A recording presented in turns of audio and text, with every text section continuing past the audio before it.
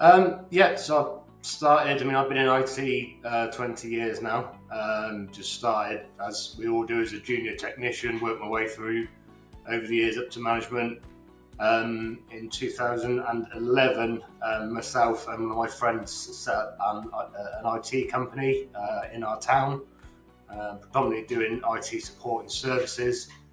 Then over the next 8 years, we were getting bigger and bigger and more popular, and we got contacted by a large local communications company who were interested in the work that we were doing, and also the possibility of integrating comms in and IT. So, long story short, after a couple of months of discussions, we sold our business to them with the view that we would then go in, and the communications company would then become an IT and communications company.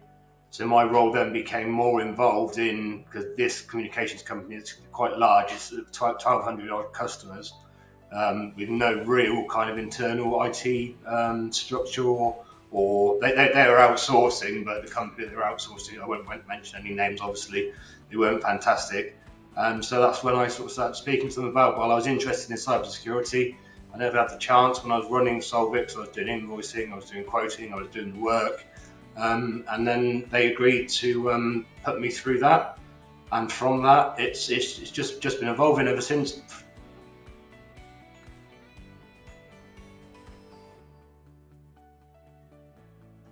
Well, as I say, predominantly I'd always been doing IT support, MSP style roles, and then obviously day-to-day management, that kind of stuff. But it's one of those corny things a lot of IT guys say. I used to always like coding and playing with electronic tools when I was younger, rather than out in the street playing football or playing on a PlayStation. I've always been interested in the coding side of things, and I didn't get a chance to do much of it when I was doing Solvix. I was just generally doing more day-to-day stuff. So, long story short, once I got into this communications company, it gave me the chance to actually start looking into the fields.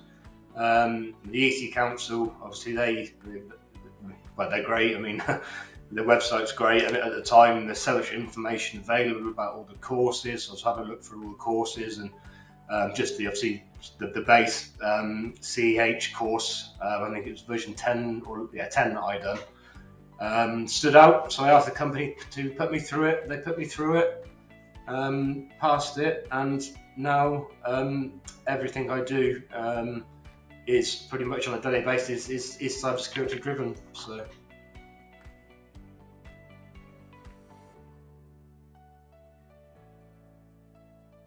Oh, massively.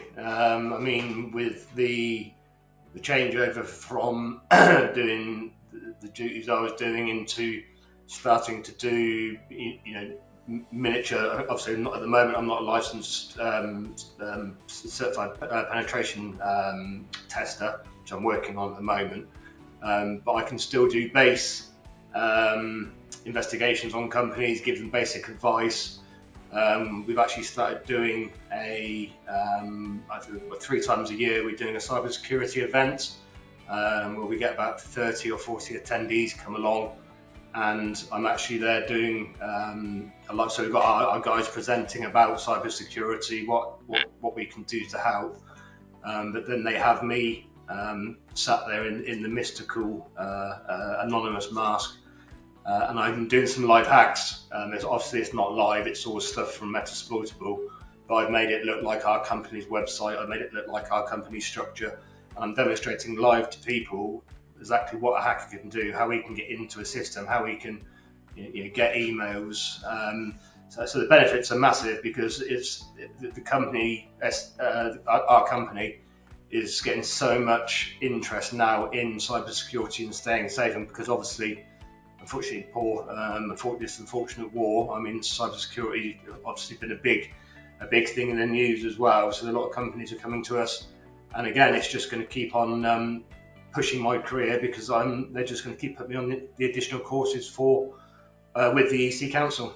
So yeah, it's benefited me no end. I am very very glad that I've done it. So.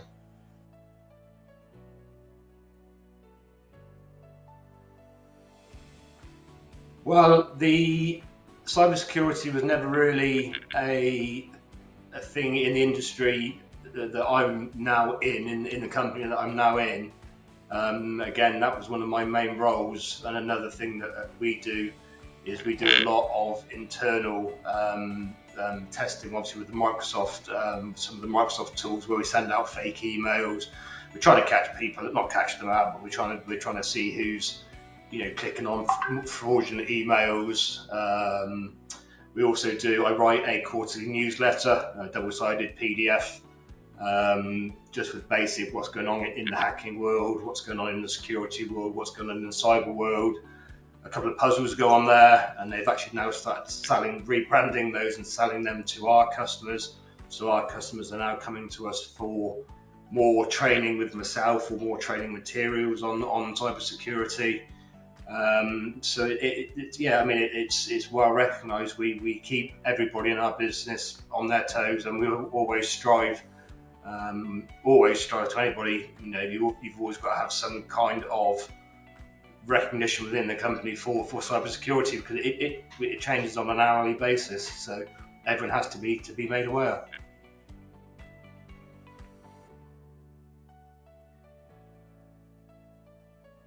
I mean, at the moment, it's certainly benefited me. Yes, not directly because of the way that the whole package is coming together, with the company putting me through the training, and obviously the training has got a cost associated to it. But these are great qualifications for my CV. I've also started. It's a hobby of mine now. I'm a single bloke, so I sit at home at night and I'm doing things like hackthebox.eu, working through those, working through the Try Hack Me stuff, preparing for my OSCP. I've done a lot of the battle royale grounds, hacking royale grounds. So it's certainly given me, something that I enjoy to do, and at the same time, it's just extra notches on the CV, and because of the way that the cybersecurity world is going, I think every cybersecurity notch you've got is a very, very strong tool on your CV nowadays.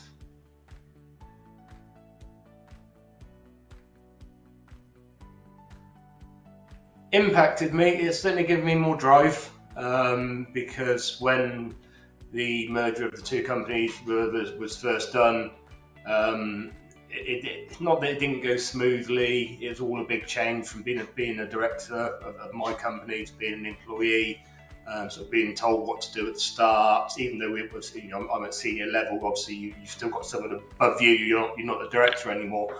But being focused on a CH really, it's really inspired me, helped me, because I love doing it. I love being able to see that I can help people online. I'm not going to start mentioning things about obviously things you can do to help online, certain fields and stuff.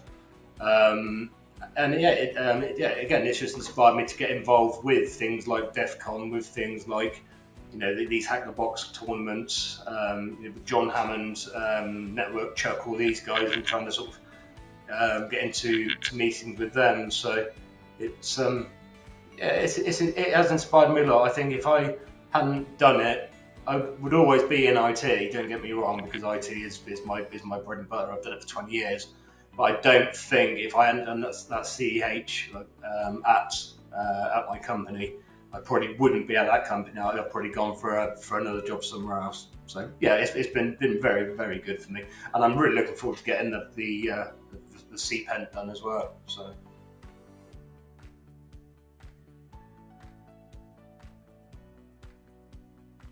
Yes, certainly. I mean, just from simple little things like speaking to your parents, your grandparents, your friends are always texting you, is this a real email or is this a real text? Or I've just had a phone call from the tax office and I've actually had this phone number call me, from things like that. As I say, we do these 3 or 4 seminars a year now, which, of course, it's predominantly sold on trying to sell our businesses, which is what obviously the seminars aren't free to do, but people are free to come along and watch just for their own benefit as well. So if they want to watch and just listen and learn, we find quite a lot of time when we do these seminars, we get a lot of the staff interested and sort of all stood around the outsides watching them. Our client base, as I say, is extensive, so we do deal with a lot of charities. We've got quite a lot of case studies, or positive case studies on our website from charities, government institutions, nuclear institutions. You know, we deal with some big players, and also healthcare. We do a lot for healthcare, and we always give them the NFP pricing, and we always help with cheaper labour. So yeah, I mean, certainly on a social, charitable, and sort of just a general educational level, it's always been positive. People are always interested to speak to you about it.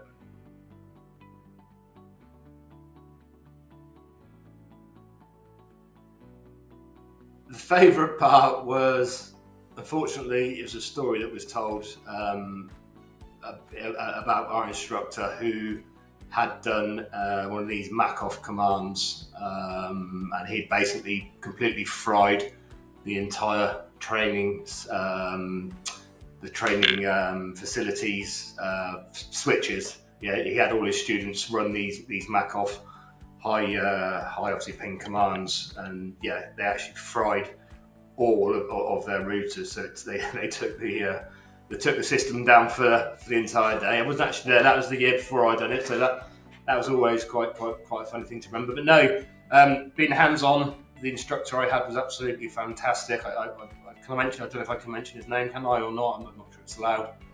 But the instructor was fantastic. The facilities where I'd done the training were brilliant. The computers we had by me, I mean, they were hypercomputers. Each of us had, 8 core 32 gig VM machines.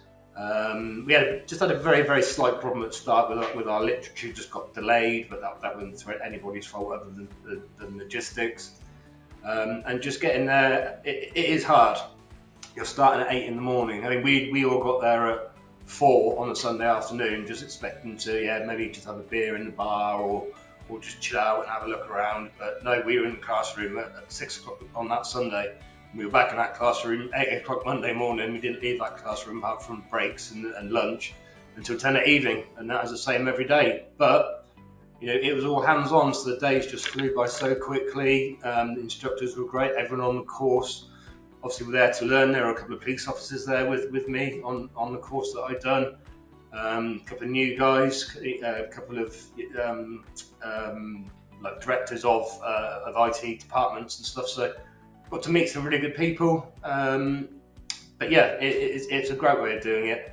I'm all for a fan of these. They're not speed courses, because obviously the thing is, you're going away and you're learning and you're put into an action, like I say, with the hack the boxes and the try hack me's and all the other ones there are out there, all the capture the flags. You're constantly remembering stuff. You're constantly remembering. When you start hacking these boxes, these training boxes, and you actually get through it without having to look at any notes or hints or tips, and you do it, and you're like, yeah, that's pretty cool. So you get a good sense of achievement as well.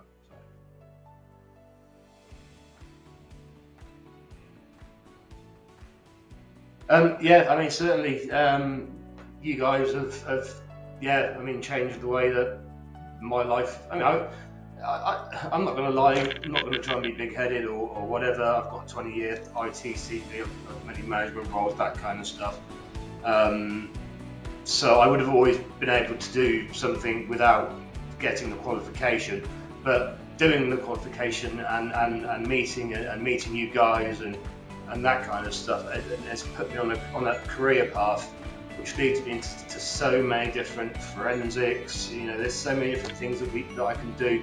I can always be in IT, but I can always change the way that I want to do it, rather than being stuck behind a desk all day changing passwords or resetting scanner SMB paths. So yeah, I would just like to say thank you to DC Council, and I really am looking forward to working with you guys and getting up as high as I can with you guys, really. I mean, I'm 40 now, so I'm going to have to still got a few years left of me, but the old brain will start to fade a little bit soon, I think. So I just need to need to keep it active. But no, thank you seriously for everything. It's been a pleasure from start to finish with the EC Council.